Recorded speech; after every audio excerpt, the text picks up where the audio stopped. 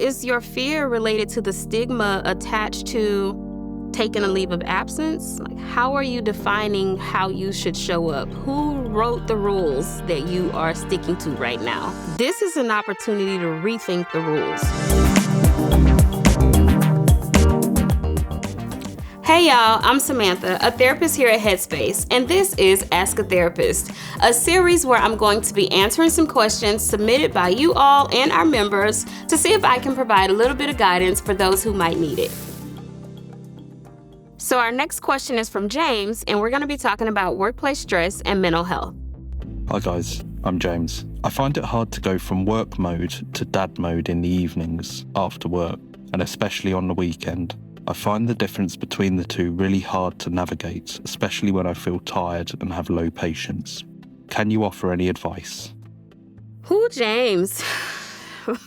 Thank you so much for writing in and sharing your question. This experience that you're having, it's not just yours. So many people, including myself, have this experience, especially because I work remote, and being able to create that separation from one to the other is really, really difficult.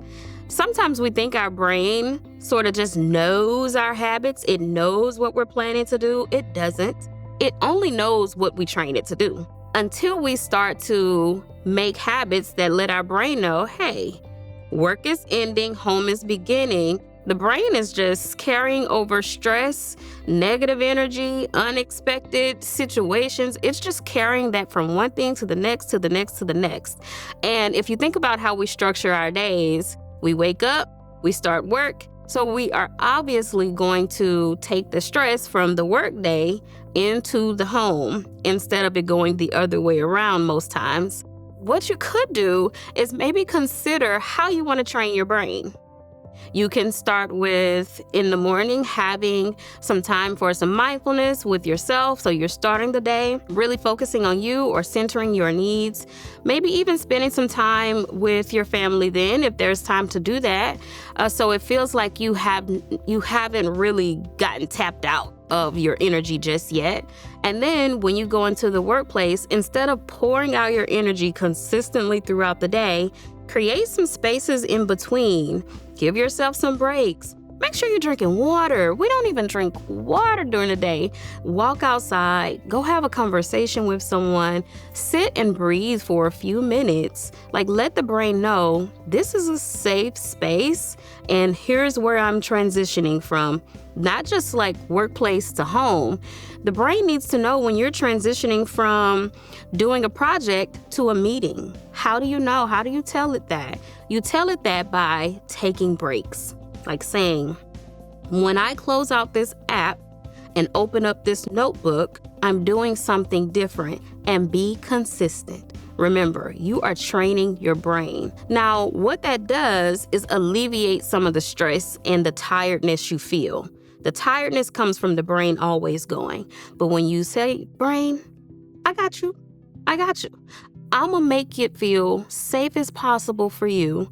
Then the brain is not as tired. That gives you more energy for your home life. And also explore if you need to set some boundaries, change some things about the way that you work.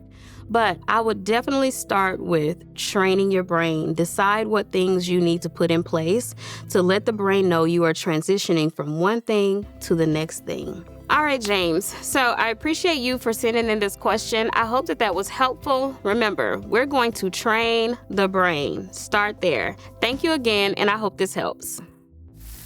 The next question is from Kabir, and they're asking us about a leave of absence. I really dislike my job, and every morning I dread going into work. It's a very boring job, and my lack of motivation is creating problems. I'm contemplating taking a leave of absence as I take a step back and figure out what I really want from my career, but I'm afraid of the stigma attached to this. What advice do you have for someone in my position?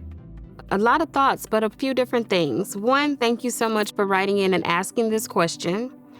And it sounds like you're really being thoughtful about your next steps. Sometimes we think of dread and we just want to get rid of it. Dread is telling us like a big red flag, something is wrong, and what are you going to do about it? And that is what I'm hearing, is that dread has come up and You just don't want to go to work. So I'm hearing it's a very boring job and you're lacking motivation. Then on this hand, I'm thinking about taking a leave of absence, but I'm afraid. None of this is going away if you don't do what you need to do over here. So there are some decisions to make. And I'm also wondering, is your fear related to the stigma attached to taking a leave of absence? Like, how are you defining how you should show up? Who wrote the rules that you are sticking to right now? This is an opportunity to rethink the rules. Who says you can't take a leave of absence? Who says you can't reconsider what your next steps are so that you can be motivated and put out into the world what you really want to put out into the world? You are limiting yourself. If a leave of absence is something that you have access to, first, that is a privilege. Take advantage of the privilege of being able to take a leave of absence and then going on the adventure with yourself of being curious about your next steps. When I think about not doing something because of a stigma, it's usually because I'm concerned about what people will think of me. Ask yourself some questions. Why do I care so much what they think of me? Are those people responsible for my livelihood? And then thirdly, would I be okay living the rest of my life in this job, not motivated, filled with dread every day because I didn't make a decision that I actually have access to? I think it's important to just really explore things from a point of view where you're being very self-reflective. Because you can say that there's stigma attached here and that will keep you stuck in this job. Or you can say, wow, I know I might feel some shame about this because of the expectations that are set and rules that I am following that I don't have to follow, but I can work through that. That is the reframe. That is a change in mindset. Yes, stigma might be there. Yes, there might be some shame attached. And I got to get out of this situation. So what are you going to do to get out of the situation that you're in? So I hope this was helpful, Kabir, and to anyone else that might be going through workplace stress. And I appreciate you again for sending in this question. And if you have any questions you'd like to submit for a future episode of Ask a Therapist, please reach out. I'd love to hear from you.